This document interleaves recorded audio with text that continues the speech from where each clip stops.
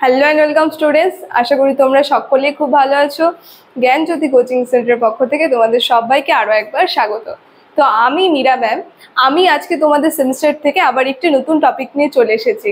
আজকে আমি যেটা নিয়ে আলোচনা করব তোমাদের সঙ্গে, দেখো সেটা আমি বোর্ডে লিখে দিয়েছি।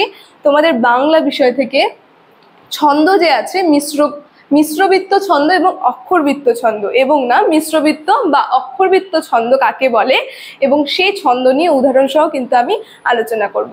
আলোচনাটি শুরু করার পূর্বে তোমাদের ছোট্ট করে একটা ইনফরমেশন দিয়ে দিই। দেখো বোর্ডের কর্নারে তোমরা দুটো নাম্বার দেখতে পাচ্ছ, এটা হচ্ছে আমাদের Gyanjyoti coaching centre official helpline number. এখানে কিন্তু তোমাদের অনলাইনে ক্লাস করানো হয়, তার সঙ্গে তোমাদের নোটস দেওয়া হয়। তো তোমরা যারা যারা এখনো আমাদের কোচিং সেন্টারের সঙ্গে যুক্ত হওনি বা যুক্ত হতে চাইছো, তারা কিন্তু উপরে দেওয়া নাম্বার দুটির সঙ্গে যোগাযোগ করে আমাদের সঙ্গে যুক্ত হয়ে যেতে পারবে।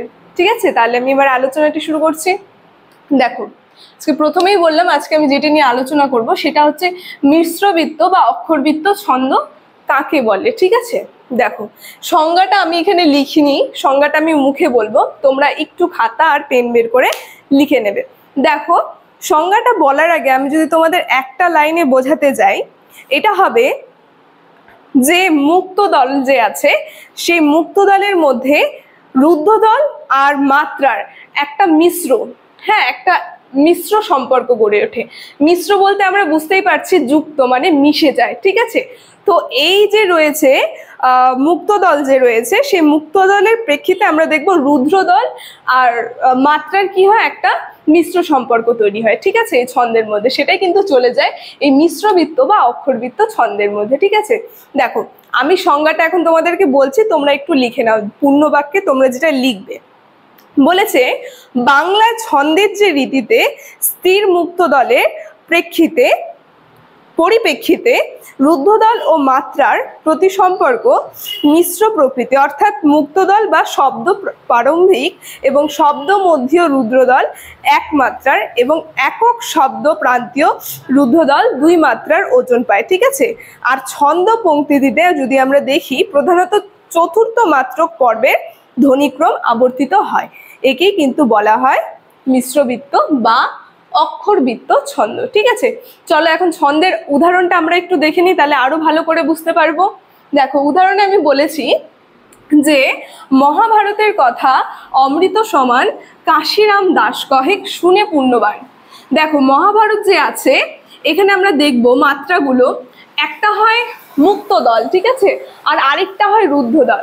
তো মুক্ত দল আর রুদ্ধ দলটা আমি আগে একটু ক্লিয়ার করি। মুক্ত দল হচ্ছে যেগুলো স্বরে আমাদের কি হয়, ছেড়ে দিতে হয়। ঠিক আছে, ছাড়া, যেরকম এগুলো হচ্ছে মুক্ত দলের মধ্যে পড়ে। আর রুদ্ধ দল যেটার মধ্যে আমাদের স্বরটা কি হয়, আটকে যায়। দেখো এখানে আমরা দেখব এই যে মহাভারতের কথা অমৃত সমান, এখানে দেখো এক মাত্রা রয়েছে মহাভারত, আর তেরটা হয়েছে দু মাত্রার। ঠিক আছে, আর কথাটা এটাও রয়েছে এক মাত্রা। দেখো আমি এখানে লিখে দিয়েছি বোঝানোর জন্য। এই যে এখানে কি হচ্ছে, এখানে দুজনের মধ্যে একটা হচ্ছে মুক্ত দল রুদ্ধ দলের মাত্রার মধ্যে একটা মিশ্র সম্পর্ক তৈরি হচ্ছে।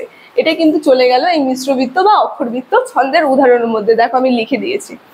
এখন এর বৈশিষ্ট্য নিয়ে যদি আমি বলি, তিনটা বৈশিষ্ট্য খালি আমি বলবো। ঠিক আছে, তোমরা একটু লিখে নেবে। প্রথম বৈশিষ্ট্যতে তোমরা লিখবে যে রীতিতে দল এবং মাত্রার প্রতি মিশ্র সম্পর্ক। এই যে প্রথমেই বললাম, যেটা বলেছিলাম দল আর মাত্রার কি হয়, একটা মিশ্র সম্পর্ক তৈরি হয়, সেটাই কিন্তু চলে যায় এই মিশ্রবৃত্ত বা অক্ষরবৃত্ত ছন্দের মধ্যে। ঠিক আছে, দু নম্বর বৈশিষ্ট্যতে তোমরা লিখবে যে পূর্ব পর্ব সাধারণত চার মাত্রার হয়। যেমন উদাহরণ যদি আমি দিই, অদ্ভুত আধার এক এসেছে পৃথিবীতে আজ, যারা অন্ধ সবচেয়ে বেশি আজ চোখে দেখে তারা। ঠিক আছে, তো এটা চলে গেল সেই পূর্ণ পর্ব সাধারণ চার মাত্রার মধ্যে। লাস্ট আরেকটা বৈশিষ্ট্য আমি বলছি যে এই দলবৃত্ত বা সরলবৃত্তের মধ্যে এই রীতিতে অতি পর্ব থাকে না, থাকলেও তা ব্যতিক্রম হিসেবে ধরতে হয়। ঠিক আছে, যেমন ভারিয়াল ইবে কুম্ভ, এসো ওগো এসো মোর হৃদয় নীরে। ঠিক আছে, তো এই ছিল এই বৈশিষ্ট্য, তিনটা বৈশিষ্ট্য নিয়ে আমি তোমাদের সঙ্গে আলোচনা করলাম। তো আজকের আলোচনাটি আমি এখানেই শেষ করছি। আশা করছি তোমরা বুঝতে পেরেছো। ভিডিওটি যদি তোমাদের ভালো লেগে থাকে অবশ্যই like, comment, share and subscribe করে দেবে। Thank you.